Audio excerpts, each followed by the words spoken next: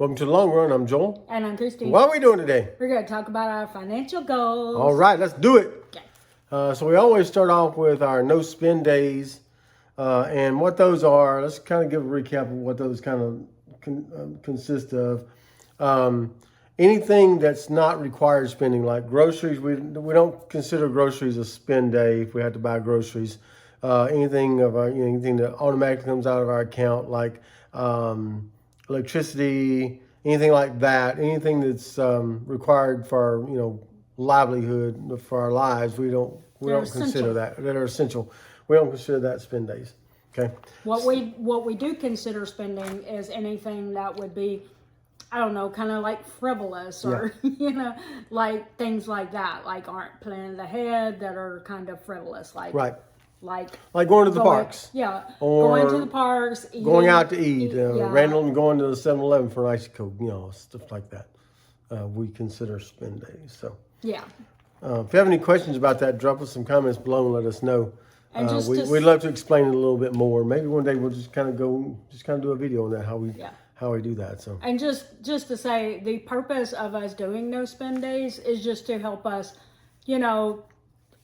think before we spend on those frivolous things. Yep. Do we really want to?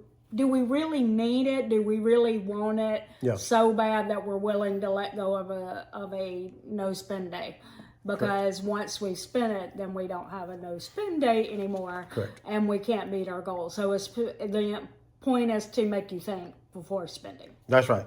All right. So our goal for July was 18 days. Mm-hmm. And we actually did 19 days in July. So that was awesome. Yep. And for August, we're going to be going for 19 days. Yep. Even though we made 19 days in July, we don't go for 20 just because we made 19. We go to the next number up, which would be 19.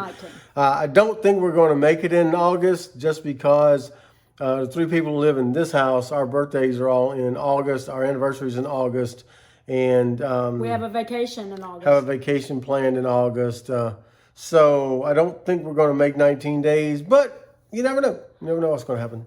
Yeah, and also in September, our daughter-in-law has a birthday. Yep. And also, they plan to come visit us in the 1st of September. Yeah. And so we have to do some things to kind of get ready for that. Yeah, exactly. We have a few things that we want to get before they come to visit us.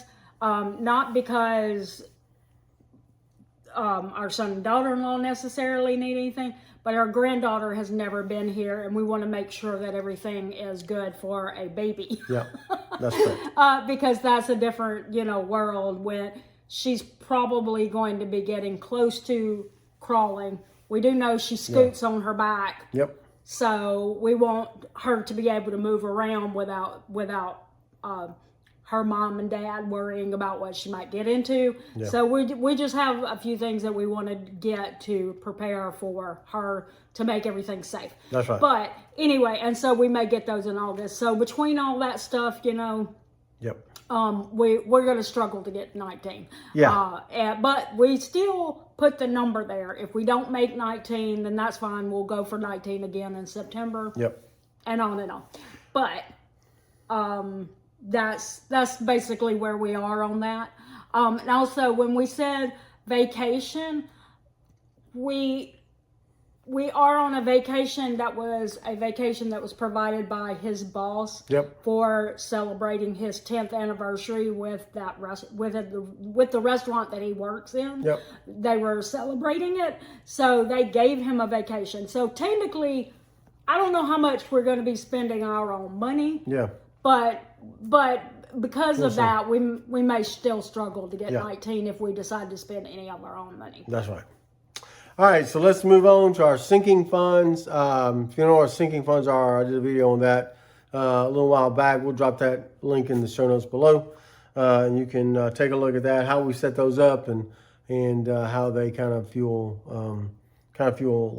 what we do with our money. So we have 4 or 5 different ones that we try to put money into each month.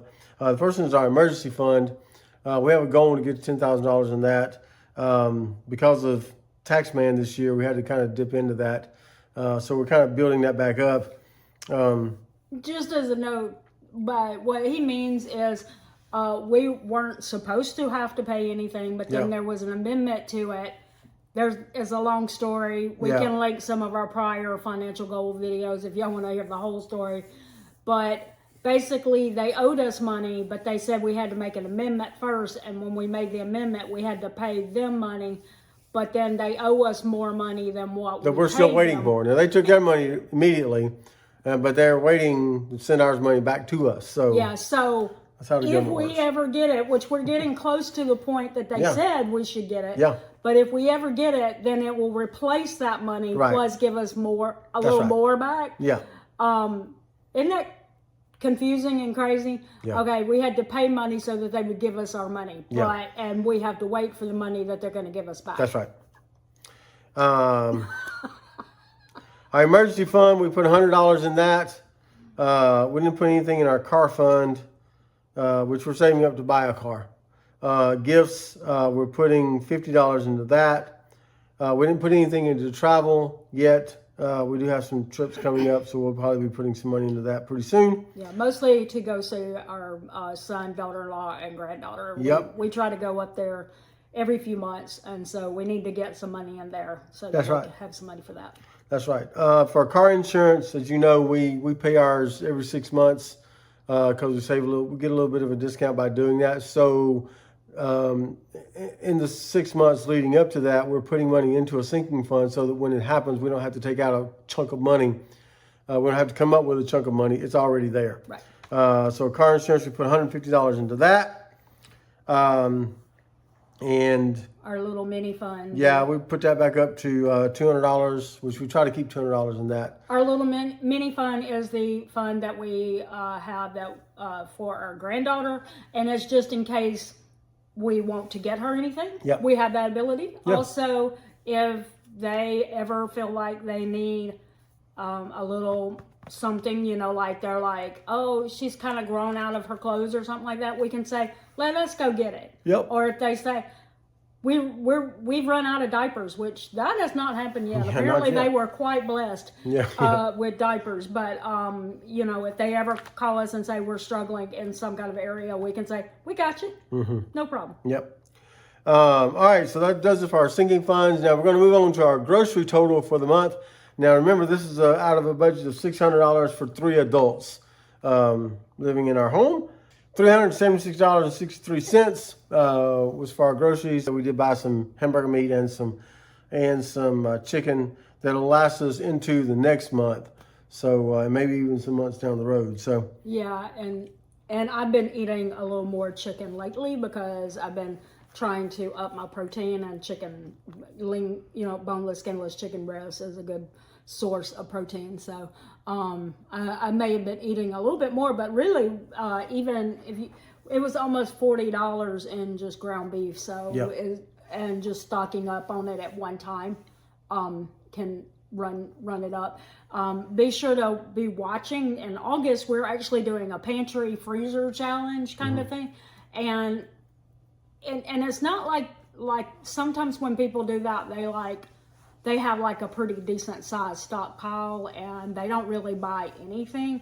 But we felt like we wouldn't have enough to go the whole month. But so what we're doing is breakfast and lunch foods. We're still buying the normal stuff, but we're trying to make the dinner meals stretch with our pantry, which doesn't mean we're not buying anything. We're still getting like fresh produce and stuff. But what our hope is that we're going to save maybe like $100 or so by doing the pantry challenge, because we're also not going to be home the entire month. That was our reason for doing that. I was like, I don't want to get like the whole month meal plan thing, because we're going to be eating out for birthdays and vacation and anniversary, stuff like that. So let's see what we can not spend. Yep. And so we're a couple of weeks into August already, and we haven't spent as much as we normally do. Correct. But be sure to be watching, because I can't remember if I just released. Yeah, by the time this is up, you've already seen the first grocery haul that, or first video that we did about that on Monday before. We'll link that right there. Okay. And in the description. All right. Right there. maybe. Right there above my head. Okay, something like that. Okay. And so you're probably wondering, well, what do you do with the balance of that money in your groceries account? Well, I'm glad you asked that. That's a great question. What we do is we transfer that to our household essentials sinking fund, and we use it to buy things that aren't groceries. Now, groceries are used just for grocery items, things that we use to cook in the house. Everything else like toilet tissue, cleaning supplies, things we use around the house, we take out of our household essentials fund. And so we've been funding that now for, a while now. Years with our, just on the basis of what we have left over in our grocery fund. But we transferred $223.37 to our household essentials fund, and we'll use that for household things that we need, that we use around the house. And it doesn't have to be just toiletries. It could be things like we decide we need to buy new towels for the bathrooms or the kitchen or something like that. We take that from there. Anything that helps run the household. Whether that be toiletries or, things for the house that's like towels or sheet sets or anything like that. Yeah. And we didn't do any side hustles last month again for the second month in a row. We'll see. Maybe in September we'll probably maybe go out and do some more of that. We haven't had a lot of time, but honestly, summer is like not a great because we live just outside the tourist bubble, but people live close enough to the tourist bubble that when they get a vacation, they don't actually go, we are in August, we're going to Disney World, but most of them don't stay in the area. No, they go out of town. Go to Disney World. No, they leave this tourist bubble and go find somewhere else to go. Yeah.